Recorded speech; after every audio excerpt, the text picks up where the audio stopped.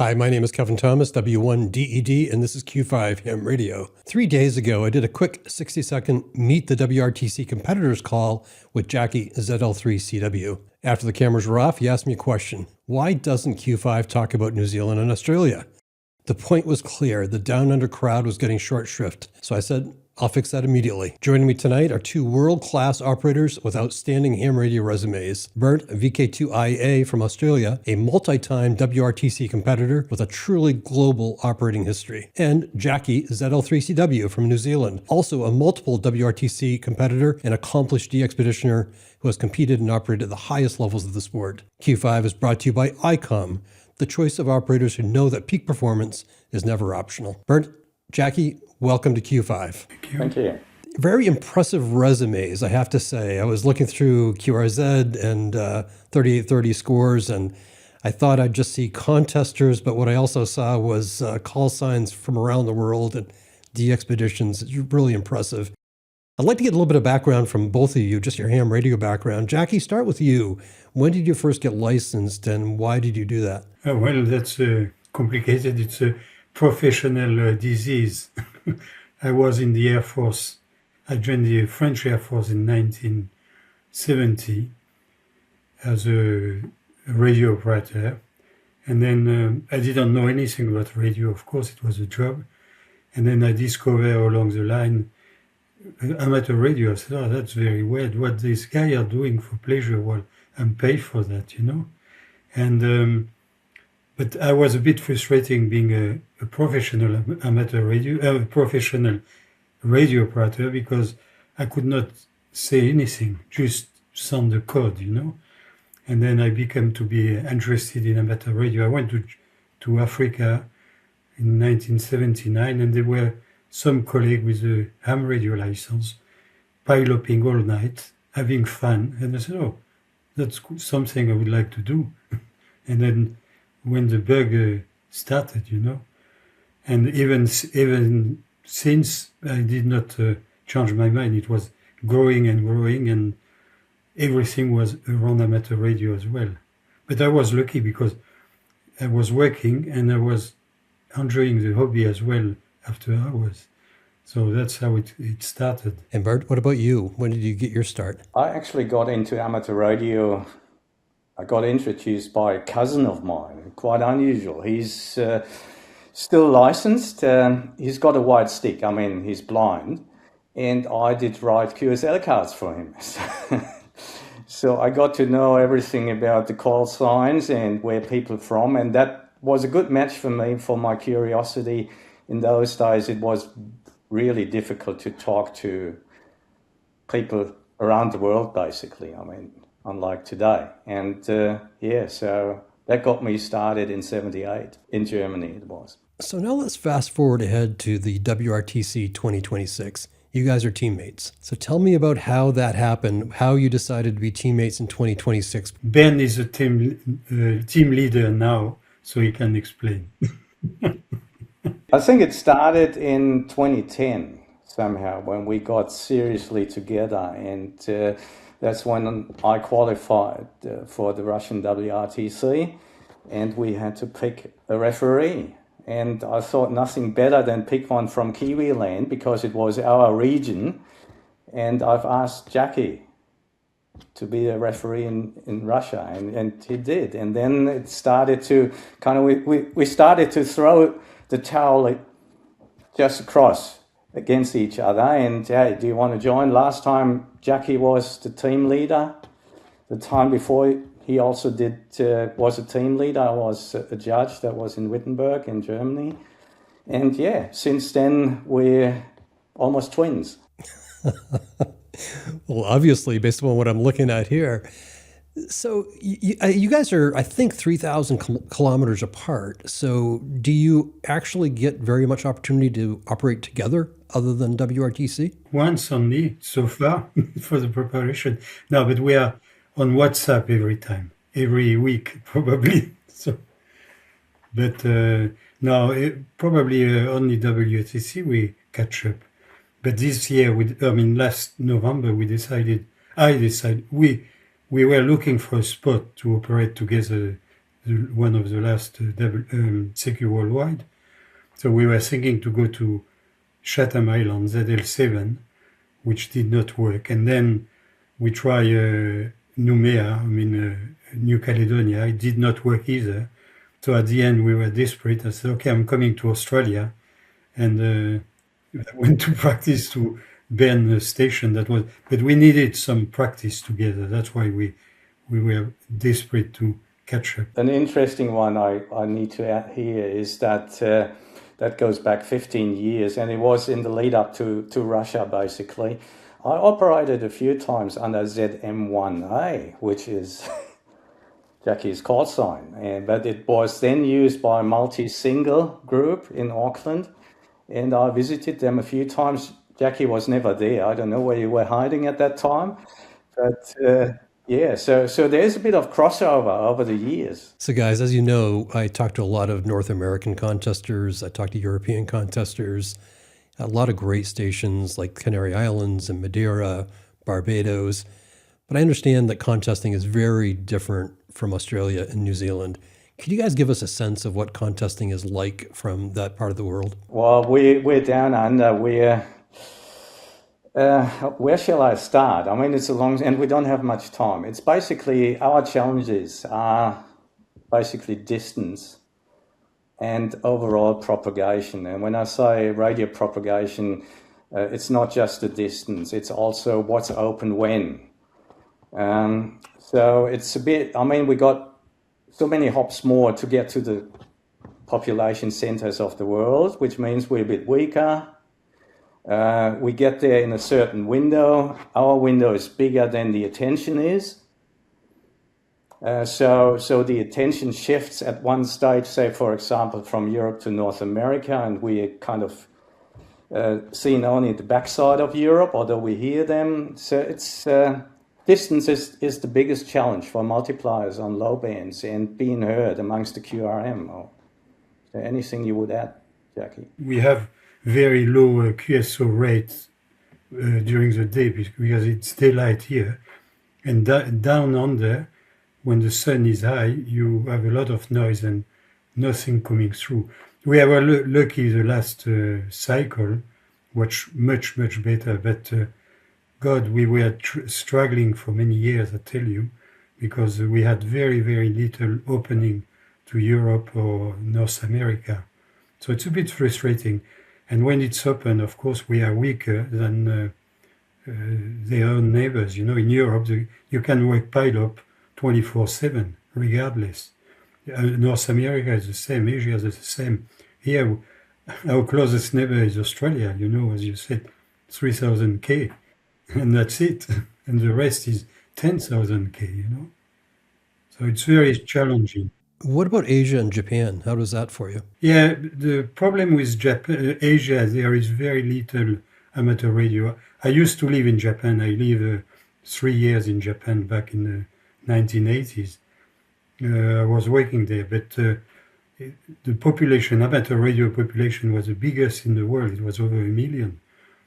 And now they are all old or dead. So the pileup from Japan are very small, and they don't last very long, especially on CW, because we work mainly CW. And even if you work all Asian contest, which is a qualifying contest for WRTC, it's almost a waste of time, because you work very few Japanese or Asian. So it's not a major population for contest. Yeah, and China's catching up for sure. I mean, they can't compensate the loss. On the other hand, and one thing to add is really ZL is different to VK East Coast, is different to VK6 West Coast. We're kind of in a similar direction, but propagation-wise, we're different. How big is the contesting community in Australia and New Zealand? The 5 of you, is that what I'm saying? It's probably 5 to 10 maybe in New Zealand. In Australia, I mean, contesting, or the interest, does not only cover international contests, but there's also a fair bit of activity locally and also across the Tasman. we set up the VK Contest Club about 20 years ago, or even longer than that. And we got about, well, maybe 100 something people on our mailing list. But depending on the contest, least activity internationally, most certainly, is in CW contests. And there we got maybe a handful, 5 to 10. I mean, it depends. And we're all getting older, and they're getting older, and some kind of decide to go for classic for 24 hours only. So the 48, the full-on single op, there's not many here. There's not many in Australia and New Zealand together. So what will it be like for you guys to compete in England, where the propagation obviously is very different? You have Europe in the backyard, North America. How will that be for you? We are European, don't forget this. Yeah. From Europe. And I think it's also, I mean, it's not only interesting, it's a relief, because all those, there's some big signals here, no doubt about that. But we get a lot of weak signals, and it's going to be a relief to dive into big signal country, basically, and run pileups with S9, S9 plus, rather than the S2, 3, occasionally S7 who blows your, or S9 who blows your head away, and all that. So and also with both our backgrounds, I'd say, I mean, it's coming back home to the old days again, because, that's how we grew up. So do you feel as though that gives you any sort of advantage, that you've been down there pulling out weak signals, and now you're able to use that to your advantage at the WRTC? I wouldn't think so. I mean, because it's only big signals. We get our ears down. Yeah, but we were together in Bologna already 3 years ago. We were in Bologna, Bernd and myself. So we did all right. We could have done better, but it was not a question of ability. It was a question of a technical issue. Unlucky during the WRTC in Bologna, when it started to be hot on the band and we were running good pileup, I looked at the window and I saw the Jacky sideways. Instead of horizontal, it started to go vertical, and the dark was coming, you know. And I said, I think we've got a problem, because the antenna was sliding. And so we had to stop and call the team who put the antenna to get together. So we lost probably, I think, almost 2 hours in a peak propagation. And that was funny, because my wife was watching the live score, you know, online at the HQ. And she said, when we finished the contest, she said, well, I was very surprised, because you were ahead, you were on the top 10, and suddenly you went in the bottom. So she could not understand. And then we came back, we managed to get back with the time, but amongst 24 hours, we lost a good 2 hours, which is quite substantial. But we did well, because we managed pileup. We can manage pileup, the two of us. So it's no problem. So I'm also curious about your DXpedition background, the call signs you both have from around the world. Were you interested in that in part because of the propagation from your part of the world, that you wanted to go someplace else where the signals were stronger and you had pileups? Or what pulled you into that part of ham radio? Who first? So I think I started, as I said, in 79 when I was in Africa by chance. I was on duty in Chad. In Djibouti. It was in Djibouti. So I got a call sign, and of course the only thing I knew was pileup. So I learned pileup, and then when I came back to France, I got my French call sign, and I was bored. I didn't want. I like talking. It's no problem, but I prefer adrenaline pumping up. You know. So for me, it's a contest and expedition. Expedition, it's great because you try to help people as well, because they want the country where you are, you know, and you like the pileup, so it's a win-win situation. So Hence, when you home contest is the answer. For me, it was clearly CQ Worldwide that pulled me over, because I got into it a year after I got my license, and I started in a multi-single group, and I was 17. I think the next one in age scale was 50 something, so there was a big gap. Yeah, and they were not as serious as we are these days. So yeah, I tried to, there was this desire to basically also enjoy pileups from the other end. And so CQ Worldwide, my first so-called DXpedition was Luxembourg, because I lived near the border, which was not really a DXpedition, but a bit of pileup. And then there was also some duties which I joined the emergency service on a volunteer basis, the German one, and I was on a deployment in Armenia and in Somalia. So, I mean, it was, but mainly it was CQ Worldwide. It was the contest, CW, I should say. What are the two of you looking most forward to in England? Friends. To meet friends again. Yeah. The social side. Mainly, the experience and catching up together. It's not, the competition will be something. We don't want to finish the last, but it will be a first and a last. So the competition will be important, but the thing is to catch up with all the good friends we have over the years.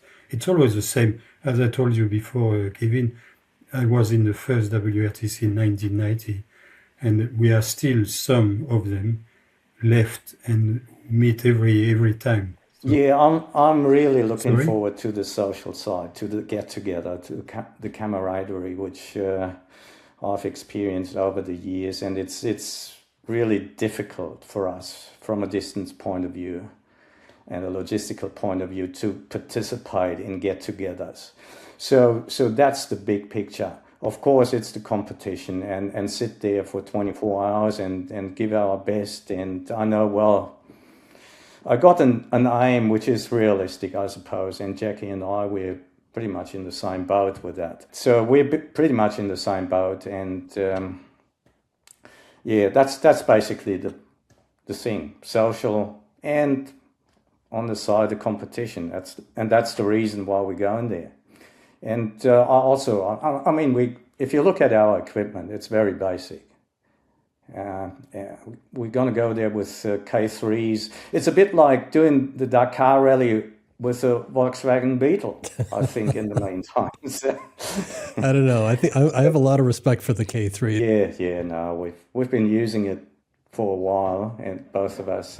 It's about the fun factor, you know, the social factor, and yes, of course, it's to sit together with all these operators not in one room, but in one area, and we're trying our best. But at the end of the day, I mean, it's the best will win, and there's also a proportion of luck and misfortune or fortune or whatever. It all comes together. Really, we've seen it in the past, and I'm not talking about us particularly. I love what you're saying. You know, I've talked to some of the most competitive ham radio operators in the world, literally. And for all of them, it always comes back to camaraderie, having fun, even though they're out there competing. So I think it's a great note to end on. I really appreciate the two of you joining me today. I know there's been some technical difficulties, so we'll try to do it again in the future. But thank you for joining me. Well, thanks, Kevin. Really appreciate that. Thank you for beaming down under. We'll be back down under again. My name is Kevin, W1DED. This is Q5 Ham Radio. I've been talking to Bernd VK2IA and Jacky ZL3CW. You'll hear more from them. I'll have them back on in the future. And if you happen to be in WRTC 2026 in England, you'll meet them in person. 73.